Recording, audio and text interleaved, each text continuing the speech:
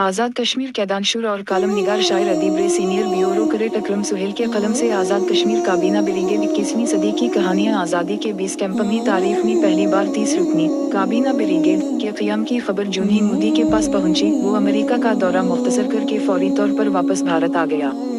भारत में इमरजेंसी का नफाज कर दिया गया है। भारतीय फौज को अलर्ट करते हुए जम्मू कश्मीर की कंट्रोल लाइन पर इसकी तादाद बढ़ा दी गई।